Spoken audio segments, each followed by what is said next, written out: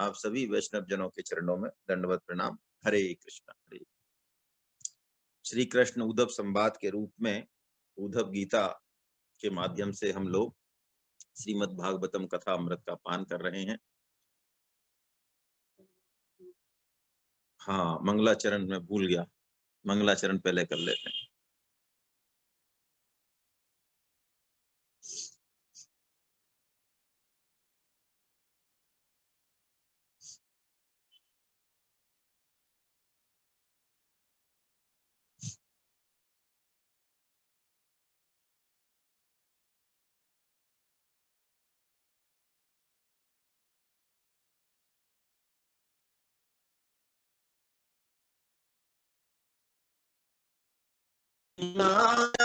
निरुद्धाय तुभ्यं भगवते नमः। हे कृष्ण करुणा सिंधो दीनबंधो जगत्पते गोपेश गोपी कांत राधा कांतो नमोस्तुते। तप्त कांचन गौरांगी राधे वृंदावनेश्वरी वृषभानुसुते देवी प्रणमामि हरिप्रिये। कायेन वाचा मनसेन्द्रियैर्वा बुद्ध्यात्मना वानुसृतः स्वभावा करोति यद्यत् सकलं परस्मै नारायणायेति समर्पयेत् तत्। शृण्वन् सुभद्राणि रथाङ्गपाणैर्जन्मानि कर्माणि च यानि लोके गीतानि नामानि तदर्थकानि गायन् विलज्जो विचरेद संगः। यं प्राप्य मानुषं लोकं मुक्तिद्वारमपाव्रतं ग्रहेषु खगवत् सक्तस्तमारूढच्युतं विदुः। आसाहि परमं दुःखं नैराश्यं परमं सुखं यथा संच्छेद्य कान्तासां सुखं सुष्माप पिंगला। जनक सुता जग जननी जानकी अतिशय प्रिय करुणा निधान की। ताके जुग पद कमल मनावें जासु कृपा निर्मल मति पावे। सिय राम मैं सब जग जानी करऊं प्रणाम जोर जुग। सब मम प्रिय सब मम उपजाए सब ते अधिक मनुज मोहे भाए। रह हुए एक दिन अवधि अधारा समुझत मन दुख भय अहि धन्य लक्ष्मण बड़ भागी राम पदार बिंदु अनुरागी। कपटी कुटिल नाथ मोह चीन्हा ताते नाथ संग नहीं लीना। जन अब गुण प्रभु मान न काऊ कृपा सिंधु मृति मृदुल स्वभाव। प्रभु तरु तर कपिडार पर, ते किए आप समान। तुलसी कहूँ न राम से, साहिब सील निधान।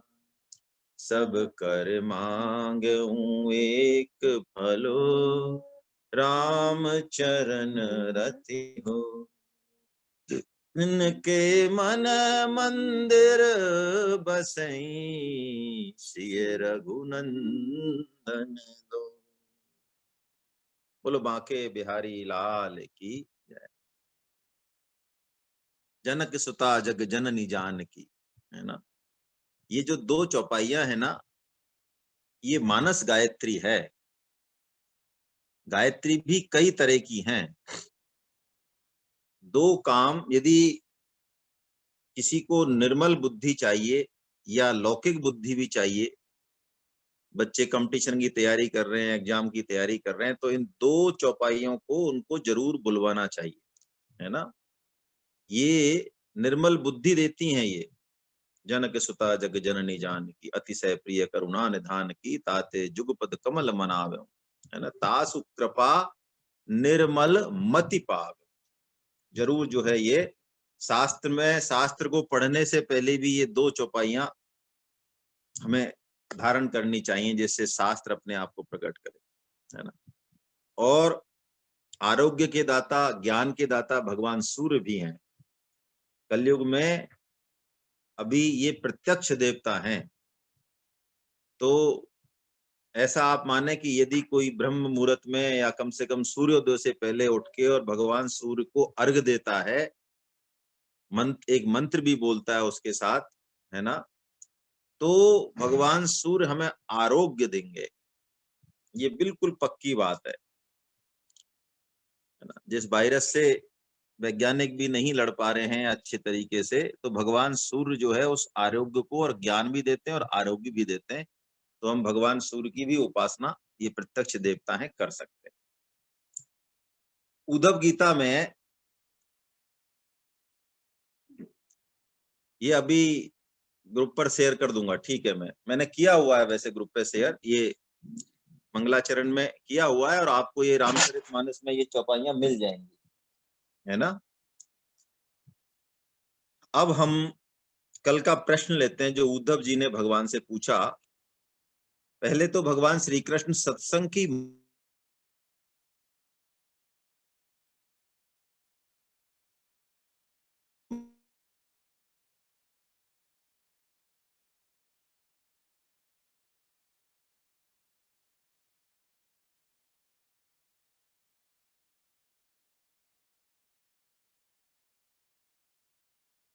क्या है?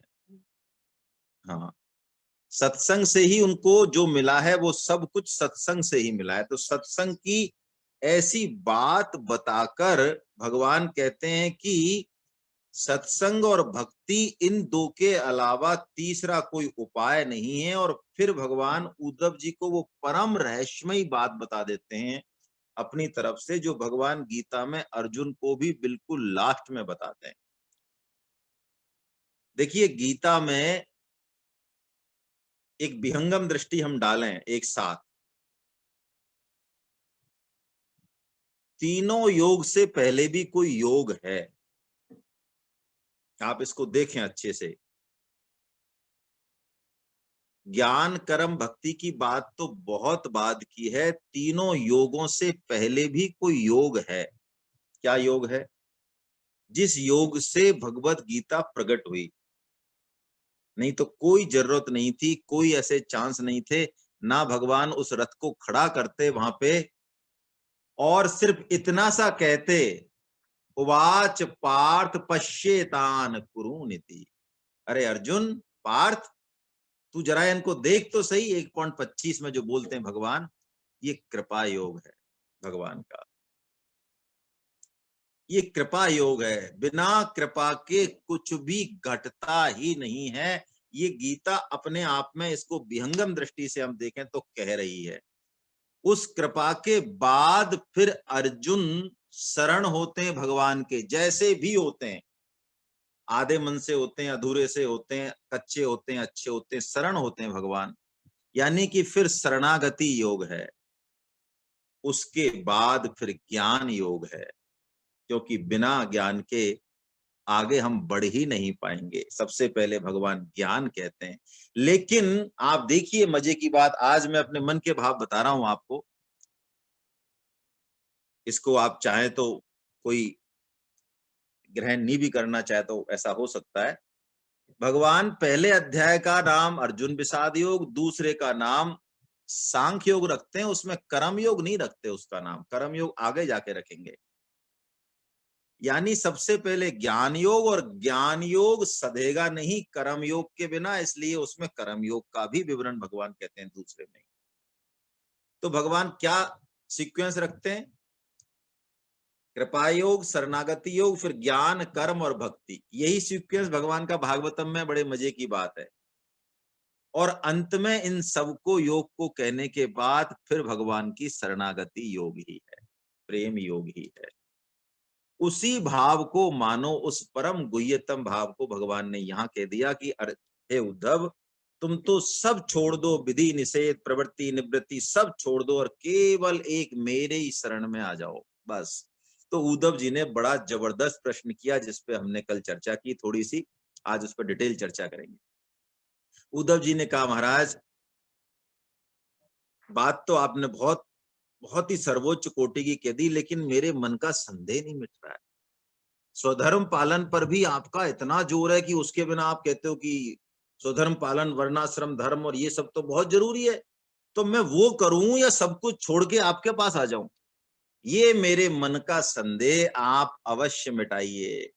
और देखिए, कहीं ना कहीं ये हम सबका प्रश्न है, कहीं ना कहीं खूब गीता सुनने के बाद भी। तो भगवान अब जो उत्तर देंगे इसमें, इस उत्तर को हम थोड़ा बाद में लेंगे। यदि आप इस उत्तर को पढ़ेंगे तो आपको इसमें उत्तर कहीं मिलेगा नहीं ऐसे स्पष्ट रूप से। भगवान उत्तर दे भी देंगे, लेकिन एकदम से वो दिखता नहीं है उत्तर, है ना, एकदम से नहीं दिखता है। तो देखिए, पहले हम समझें कि धर्म है क्या, थोड़ा थोड़ा समझें, इसी प्रश्न के रेफरेंस में समझ रहे क्योंकि प्रश्न बहुत महत्वपूर्ण भी है, प्रश्न बहुत जटिल भी है, तो थोड़ा सा इसमें समय देना पड़ेगा। धर्म है क्या? धर्म की बहुत परिभाषाएं, है ना, जो धारण करे किसको, मनुष्य को, वस्तु के गुण को, है ना, वो धर्म। या इसको कह सकते हैं कि धर्म कोई इस तरह के नियमों का समुच्चय, सेट ऑफ रूल्स है कि यदि हम उनका पालन करें तो हमें एक उद्देश्य की प्राप्ति हो जाए बड़े सहज और सरल तरीके से। जैसे हम उदाहरण के तौर पे मैं आपको निवेदन करूं कि ट्रैफिक रूल्स हैं। जैसे अब मान लो जयपुर में आपको प्रताप नगर से और अजमेरी गेट जाना है, तो यदि सभी लोग ट्रैफिक रूल्स का पालन करेंगे तो आप बड़े आराम से पहुंच जाएंगे, बिल्कुल आराम से पहुंच जाएंगे। कुछ लोग करेंगे, कुछ नहीं करेंगे तो दिक्कत आएगी थोड़ी, और कोई भी नहीं करेगा तो और ज्यादा दिक्कत आएगी। लेकिन गीता में धर्म के मायने और भी कई तरह के हैं। कर्तव्य कर्म को भी भगवान ने धर्म कहा, उसी को धर्म कह दिया भगवान ने। और धर्म भी कई तरह से होते हैं। देखिए, सबसे पहला धर्म वर्णाश्रम धर्म, ठीक है, मानव धर्म, यानी जिस स्तर पे हम अपने आप को, नैतिक धर्म हो गया जिसकी बड़ी चर्चा आजकल, जो आध्यात्मिक क्षेत्र में नहीं है वो नैतिक धर्म की बात करते हैं, परोपकार की बात करते हैं, बुद्धि के स्तर की बात करते हैं। लेकिन देखिए, सबसे ऊंचा जो धर्म है वो ये है कि हम जो हैं वास्तव में, हम जो हैं वास्तव में, बाकी तो जो बने हैं वो तो बाद की बात है, लेकिन हम कौन हैं? ईश्वर अंश जीव अविनाशी और चेतन अमल सहज सुख राशि। ममई वांसो जीव लोके जीव भूता सनातना। तो हमारा जो परम धर्म है, जिसके लिए सुखदेव जी ने भी दूसरे स्कंद में कहा और भी जगह कहा, हमारा धर्म तो कई हो सकते हैं अपने अपने अहमता को लेके, ऊपर के आवरण को लेके, लेकिन परम धर्म हमारा एक ही होगा। और भगवान कहते हैं कि धर्म का पालन, विधि निषेध का पालन तब तक ही होता है जब तक राग द्वेष है दृष्टि में। भेद दृष्टि है तब तक विधि निषेध लागू है, नहीं तो सत्ता तो एक ही है वास्तव में।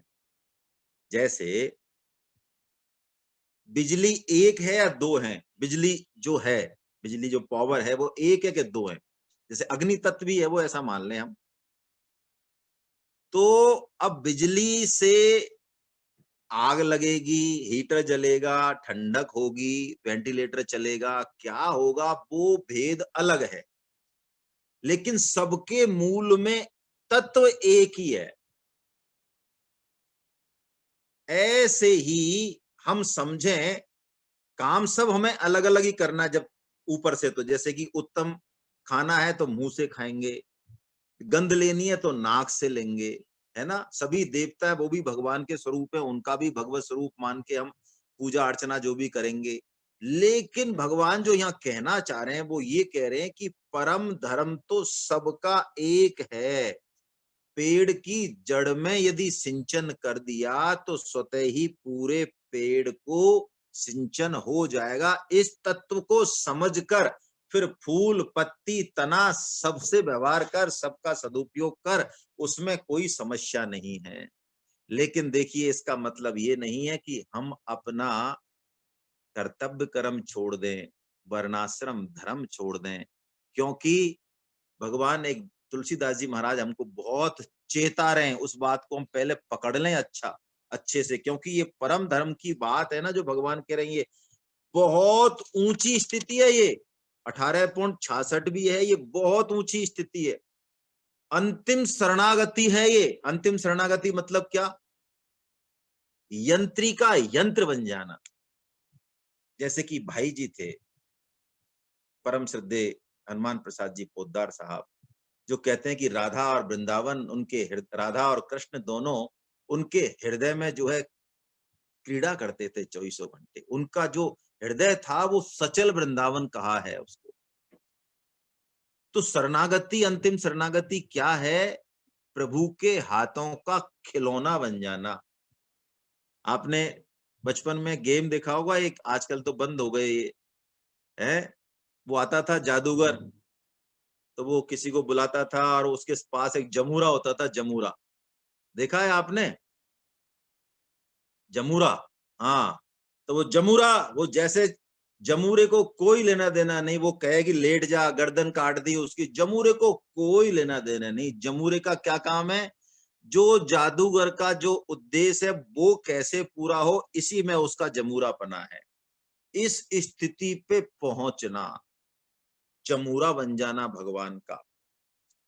तब तक इस स्थिति पर नहीं पहुंचे, तब तक तुलसीदास जी महाराज ने कहा है, तब तक हमको कर्तव्य कर्म वर्णाश्रम धर्म का पालन अवश्य अवश्य अवश्य में करना है।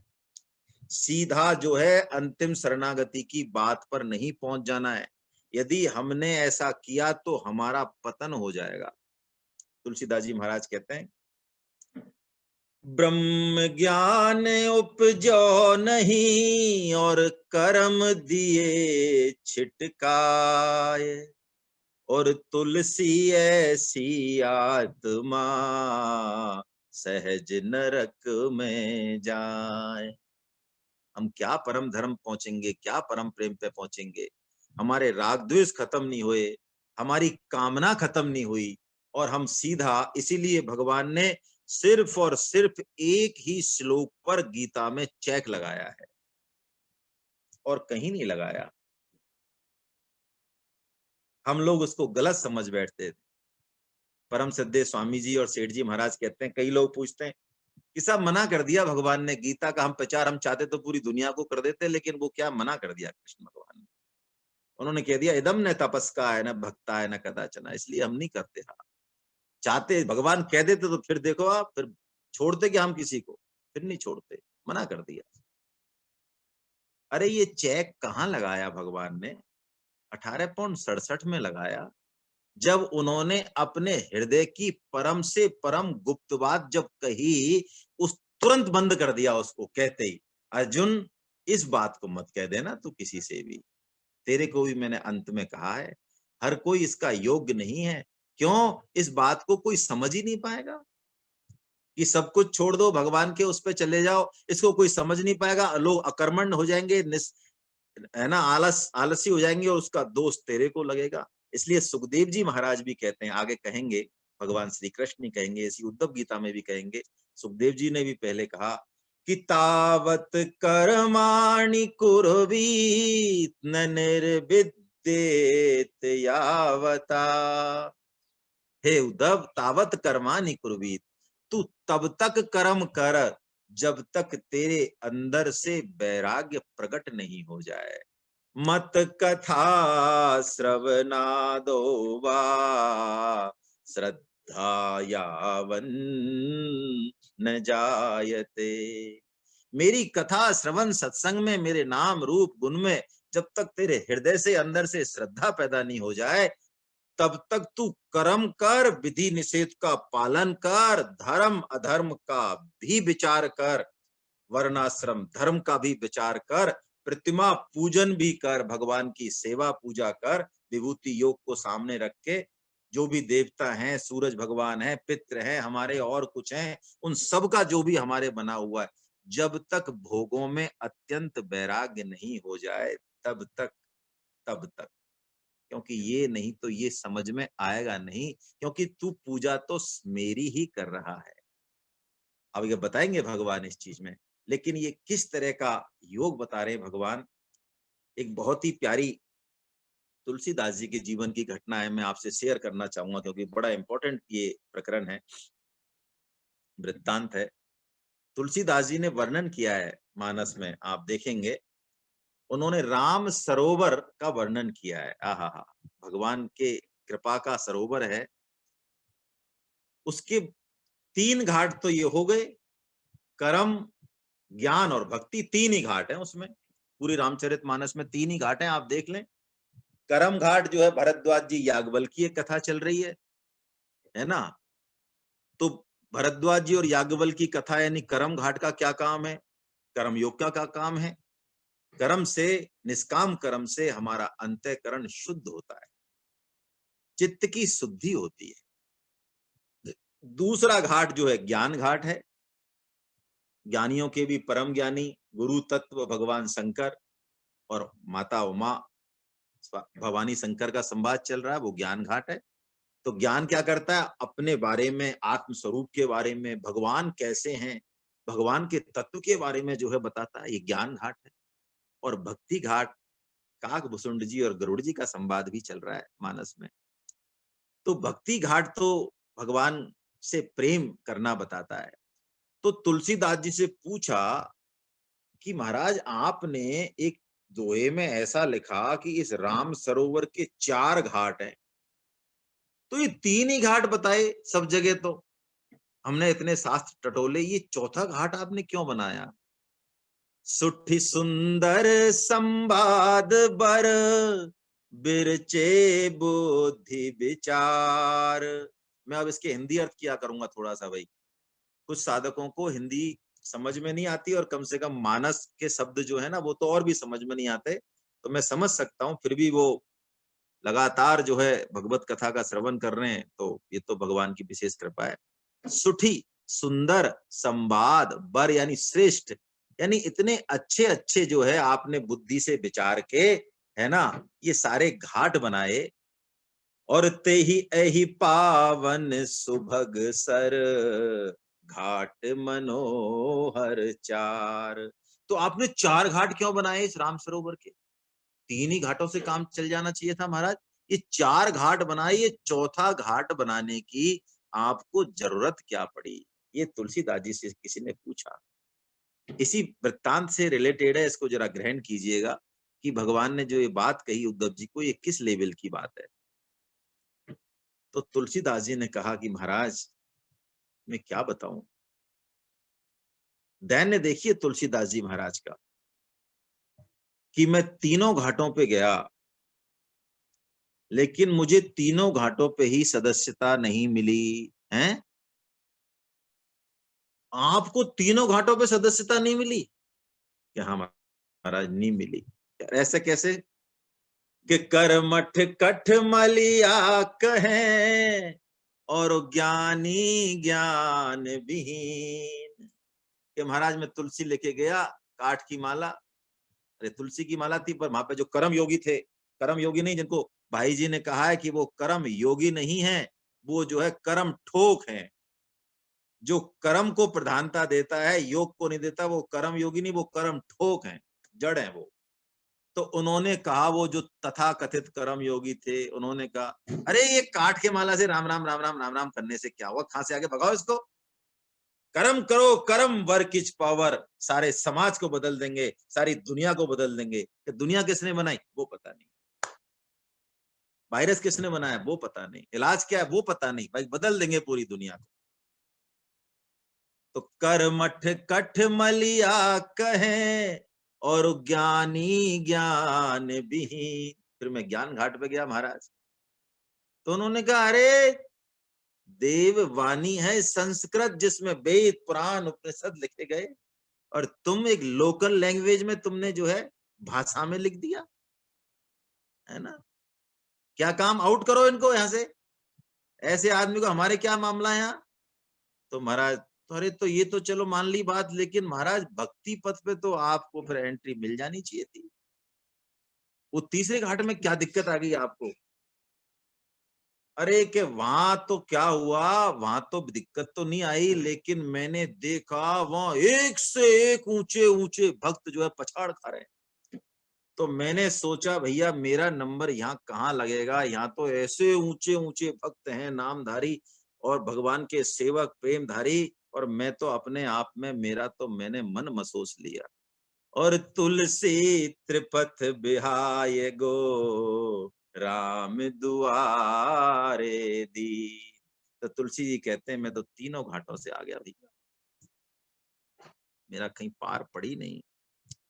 अरे कि तीनों घाट राज घाट है, फिर क्या किया आपने, कि देखो क्या किया, मैं आपको क्या बताऊं अब, क्या किया, क्या किया। मैं तो आर्त स्वर में और भगवान से पुकार लगाने लगा, प्रभु मैं तो किसी भी योग्य नहीं हूं, ना तो कर्म के योग्य हूं, ना ज्ञान के हूं, ना भक्ति के हूं, मैं तो बालक हूं आपका, मेरे को तो रोना आता है बस। तो तुलसी जी वर्णन कर रहे हैं कि मानो कोई व्यक्ति ऐसी पुकार कर रहा हो, और मेरे राजा राम, भगवान श्री राम अपने रथ में वहां से निकले, और जैसे ही उनके स्वर में ये आर्त स्वर पड़े, मैं भूखा हूं, मैं प्यासा हूं, मैं भगवान के प्रेम का प्यासा हूं, मैं जन्मों जन्मों से भटक रहा हूं, तो भगवान कहते हैं कि अरे भाई आ जाओ, आ जाओ, मैं तुम्हें भोजन दे देता हूं। रथ रोका भगवान ने। तो तुलसीदास जी बोले, प्रभु मैं कैसे आऊं, मेरे तो ज्ञान रूपी नेत्र ही नहीं है। अरे तो ऐसा करो, तो फिर चल के आ जाओ, ज्ञान रूपी नेत्र नहीं है तो पैर से आ जाओ। अरे महाराज मेरे तो कर्म रूपी पैर भी नहीं है। ओहो हो, तो लो मैं तुमको खाना देता हूं, कम से कम अपने उपासना रूपी हाथ तो बढ़ा दो। महाराज आप देख नहीं रहे हो क्या, मेरे तो हाथ भी नहीं। ओ, पैर भी नहीं है, हाथ भी नहीं है, मैं तो ऐसा अपंग हूं। फिर क्या हुआ, फिर क्या हुआ, मेरे स्वामी मेरे राजा राम वो रीझ गए मुझ पर, और उन्होंने मुझे गोदी में उठा लिया, रथ पे बैठा लिया, और उन्होंने मुझे अपने हाथों से भोजन कराया। तो मैं तो उनके हाथों से, कर कमलों से भोजन पाता हूँ। अति कोमल रघुबीर सुभाऊ, यद्यपि अखिल लोक कर राऊ, सहज बानी सेवक सुखदायक, कब हुक सुरति करत रघुनायक, कोमल चित कृपाल रघुराई, कपि केहि हेतु धरी निठुराई। सीता माता कह रही हैं बड़ी दुखी होके कि हे हनुमान, मैं तो जानती हूं भगवान करुणा बत्सल हैं, शरणागत बत्सल हैं, तो उन्होंने ये निष्ठुरता कैसे धारण कर रखी है कि मैं यहाँ दुख पा रही हूं और भगवान को क्या मेरा पता नहीं है? अरे अब भगवान पूछ रहे हैं, वानरों से पूछ रहे हैं, सुग्रीव से पूछ रहे हैं, सीता कहाँ है, सीता कहाँ है, सीता कहाँ है? तो क्या उनको पता नहीं है सीता कहाँ है? वो सर्वज्ञ होकर भी अनजान की तरह ऐसी निष्ठुरता क्यों दिखा रहे हैं? जबकि पहले तो इंद्र के पुत्र जयंत ने सिर्फ जो है मेरे को एक चौंच ही मारी थी, भगवान ने उसको ब्रह्मास्त्र उस पे साध के और उसको अंधा कर दिया था, एक आंख से काना कर दिया। शरण गए प्रभु त्याहु ताहि न त्यागा, विश्वद्रोह कृत अघ जेहि लागा। देखिए, कितना भी हम पापी हों, कैसे भी हों, यदि हम उन पाप के बल पर यदि ये कहें ना अपने मन से भी, वाणी से भी कि प्रभु हमको नहीं मिलेंगे, हम तो कुछ नहीं जानते हैं, तो वास्तव में हम भगवान की कृपा पर, उनकी करुणा पर बट्टा लगा रहे हैं। आज से हम ये कहना बंद करें, क्योंकि इतने पाप कोई कर नहीं सकता जितनी भगवान की कृपा है। यदि हम कहते हैं कि हमारी कर्म नहीं, ज्ञान नहीं, भक्ति नहीं, तो इसका मतलब अभी हमने भगवान की कृपा करुणा का जो गणित है वो समझा नहीं, समझा नहीं।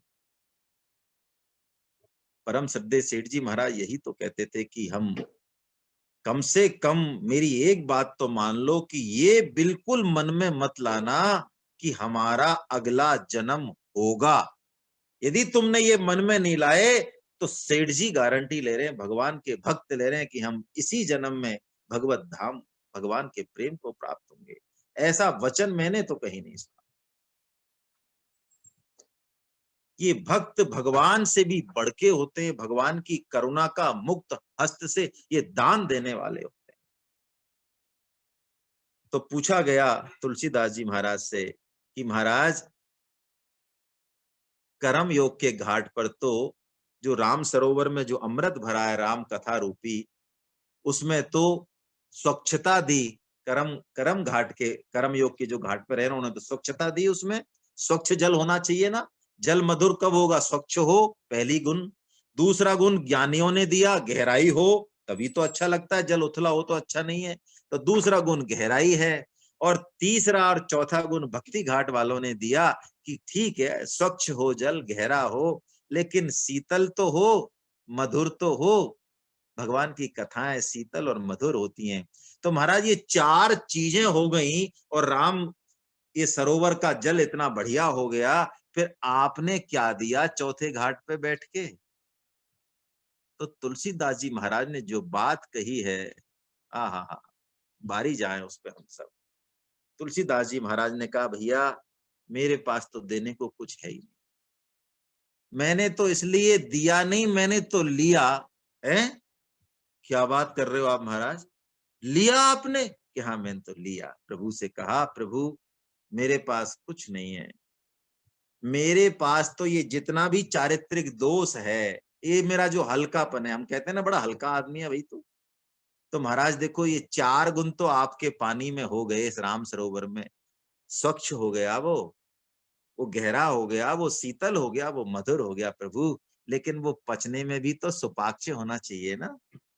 कोई जल को पिए तो पचना तो चाहिए ना महाराज, हल्का होना चाहिए ना जल। तो प्रभु मेरा हल्कापन ले लो और अपना प्रेम मुझे दे दो।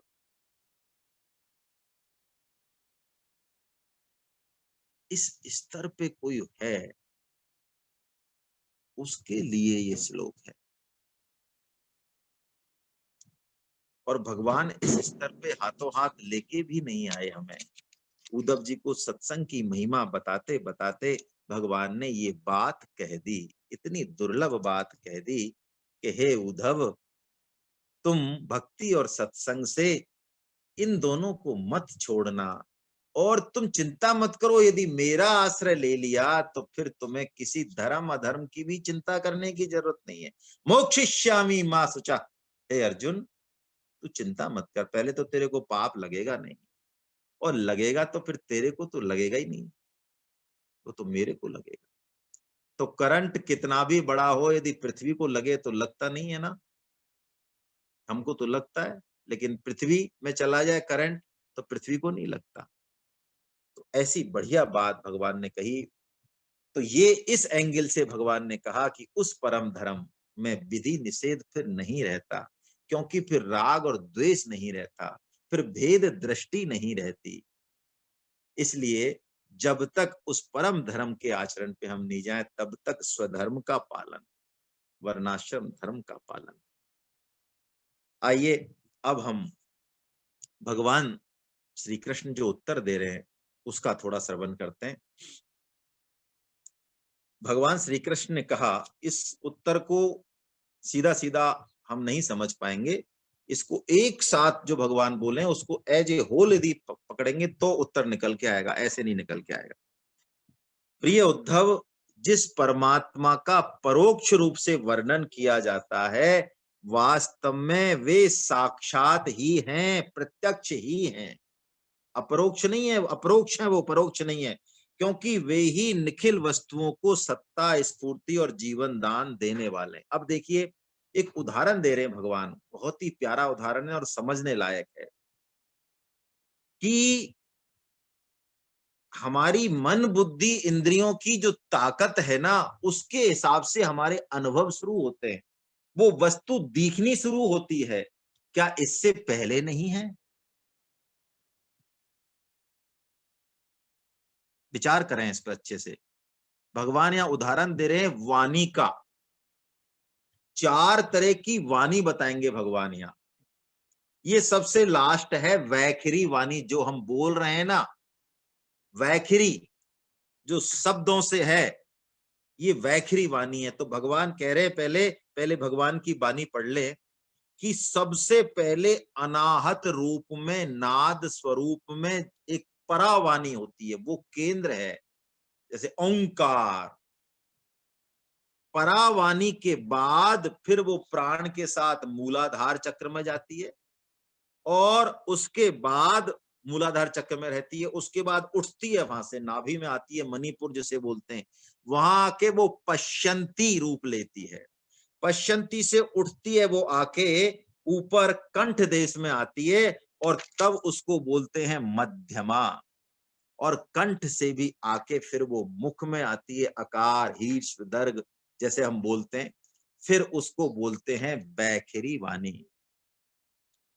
तो ये चारों दिखने में तो अलग अलग हैं, लेकिन ये हैं एक ही।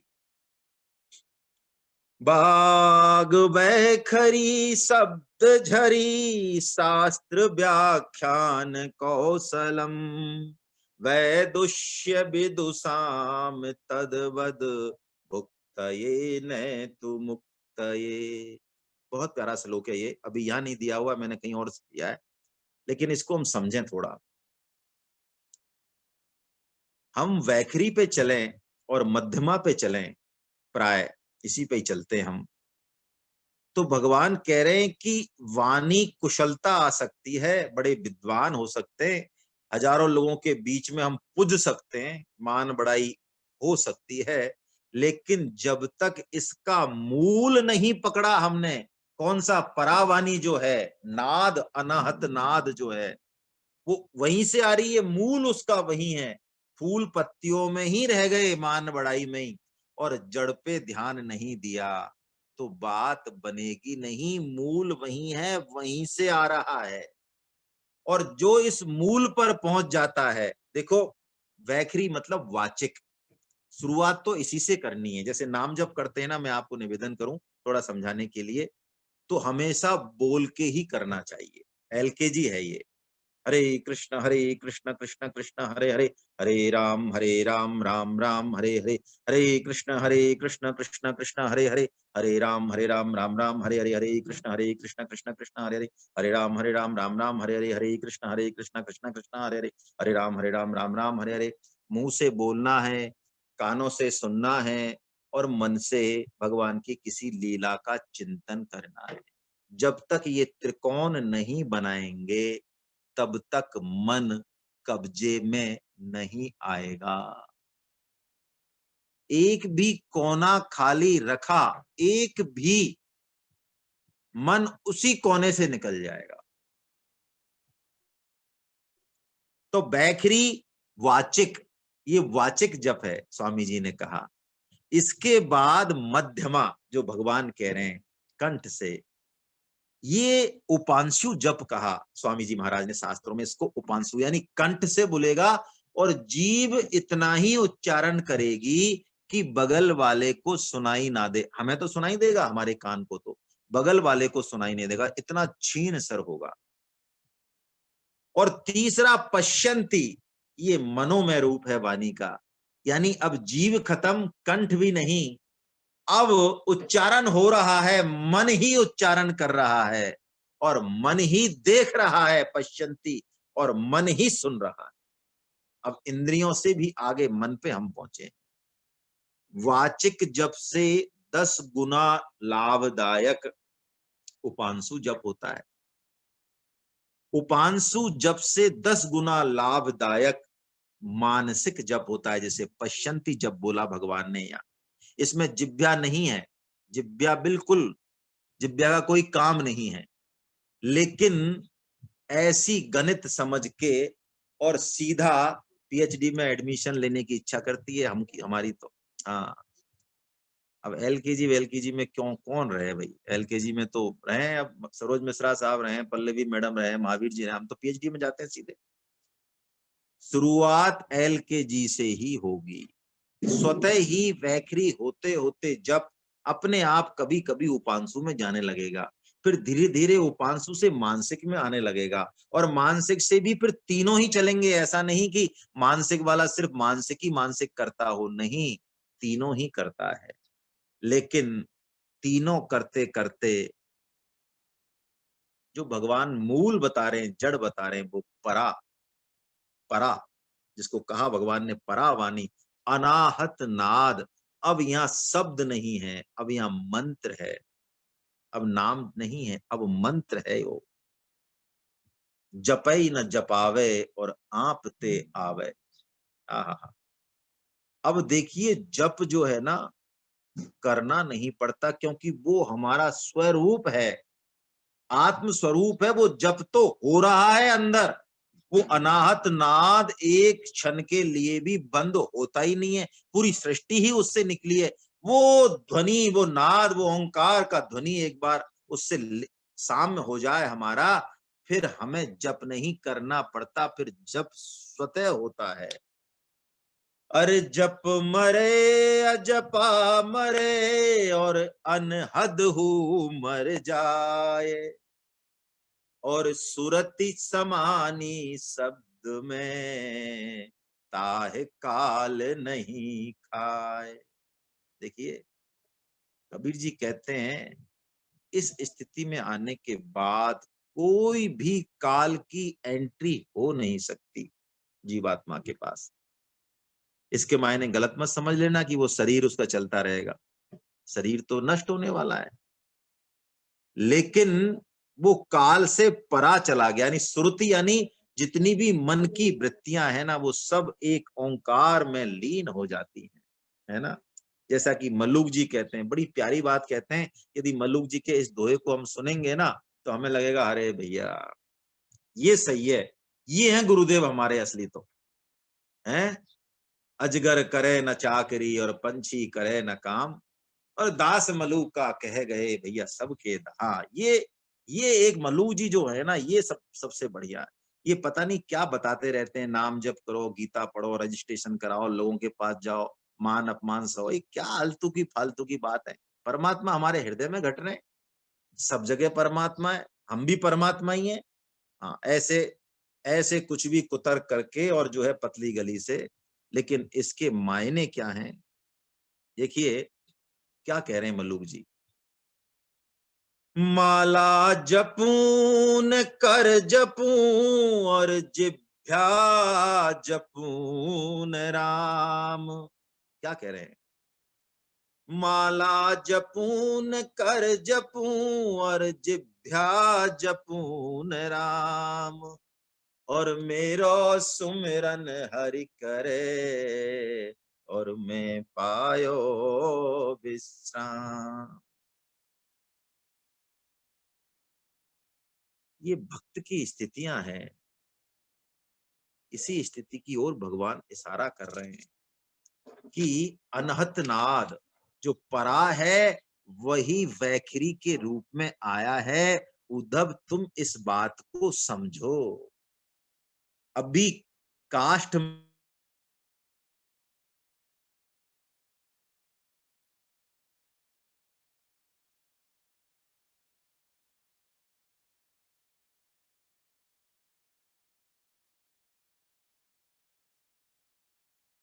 चला जाता है। हाँ, आवाज आ रही है मेरी? फोन आने से गड़बड़ हो जाती है। आवाज आ रही है ना? ठीक है। हाँ, तो आ,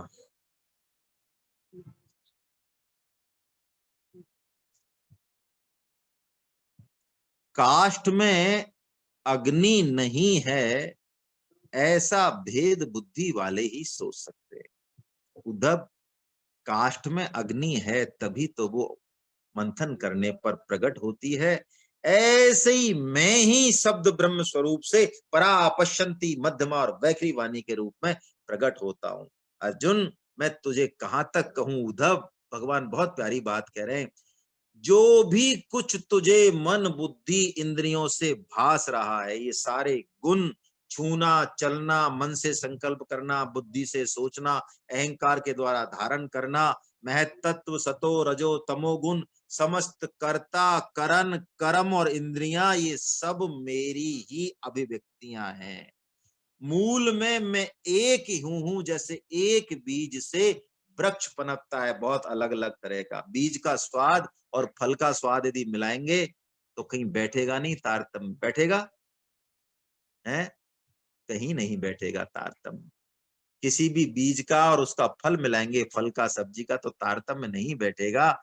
ऐसे ही भेद बुद्धि से इस संसार में भगवान को भगवान की कृपा से ही देखा जा सकता है। भगवान कहते हैं मेरे अलावा अर्जुन कुछ है ही नहीं। मैं तुझे पहले भी तो बता चुका हूं, मत्तई परतरम नान्यत किंचिदस्ति धनंजय मयि सर्वमिदं प्रोतम सूत्रे मणिगणाय।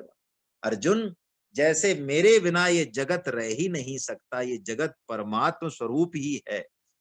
तो ये संसार वृक्ष भगवान पुनः वर्णन कर रहे हैं, जो 15वें अध्याय में गीता में कहा था। ये संसार वृक्ष का बड़ा अच्छा वर्णन यहाँ पे दिया हुआ है। ये है प्रभा रूप से, लेकिन इसका आधार मैं ही हूं। इसका आधार मैं ही। भगवान संसार वृक्ष के बारे में बताते हुए बहुत अच्छे से वर्णन किया। आप इसको देख ले। इसकी जड़ कितनी है, तना कौन कौन है, फल फूल कैसे हैं, 5 रस कौन से, इंद्रियां कैसी हैं, 2 पक्षी संसार में रह रहे हैं इस वृक्ष में, जीव रूप में, आत्मा रूप में। ऐसे सुख और दुख, पाप और पुण्य, ऐसे भगवान पूरा अच्छे से इसका वर्णन कर रहे हैं। और भगवान कह रहे, जो गृहस्थ, बहुत ही प्यारी बात कह रहे हैं अंत में, जो गृहस्थ शब्द रूप रस गंध इन्हीं विषयों में फंसे हुए हैं उद्धव, वो इस वृक्ष के दुख रूप फल को भोग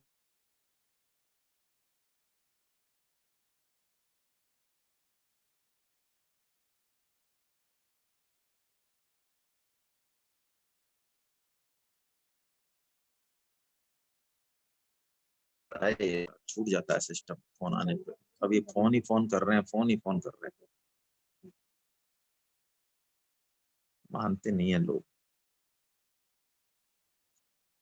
हम्म। फोन आने से क्या, नेटवर्क गड़बड़ हो जाता है।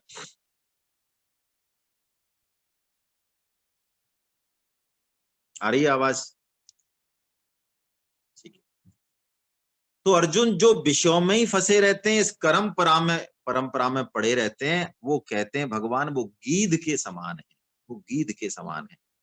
अदंति चैकम फलमश्य ग्रधा ग्रामे चराएक मरण्यवासा।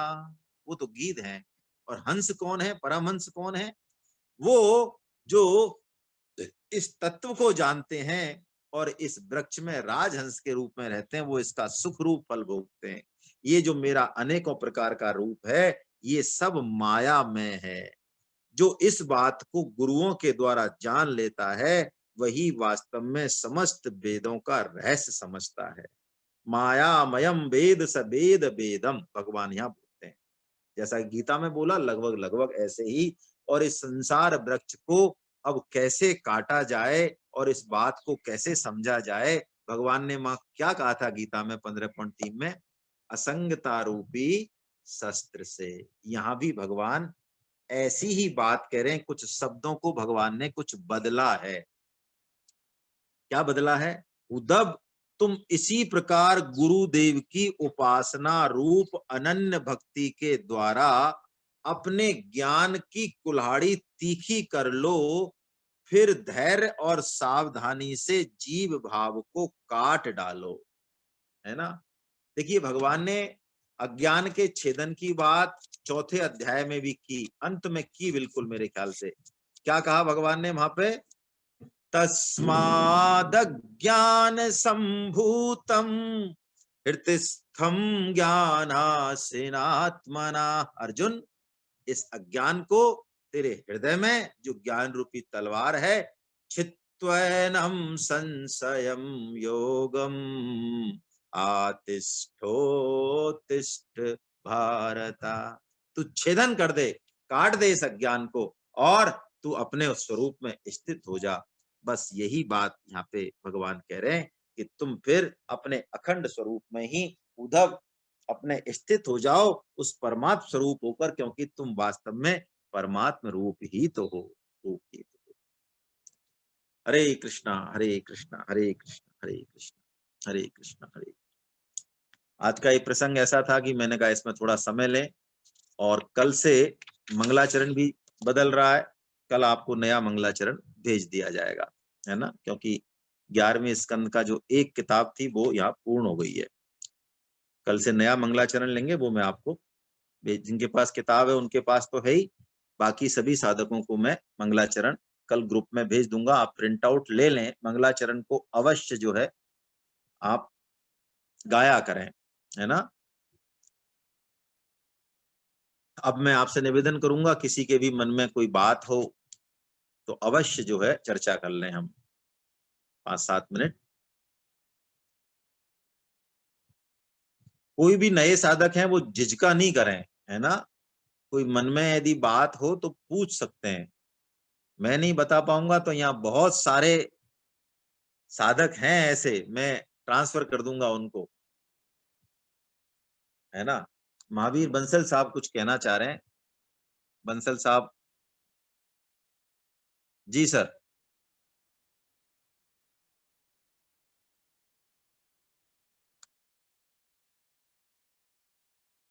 सर आप अनम्यूट कर लीजिए आप अपने आप को। हो अब गया हो आवाज गया। हरे कृष्णा। हरे हरे हरे कृष्णा सर, हरे हरे कृष्णा। हरे।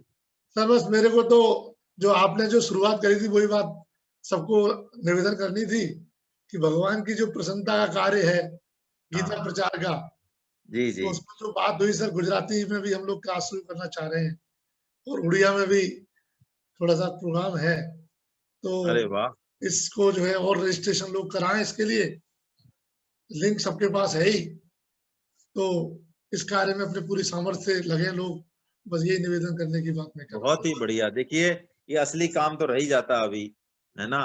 तो मेरा आप सभी से निवेदन है, उड़िया भाषा में भी इस बार क्लास होगी, मटेरियल भी बन रहा है, और गुजराती में तो मटेरियल है ही, और क्लास गुजराती में भी होगी। तो मेरा आप सबसे निवेदन है, कृपया कृपया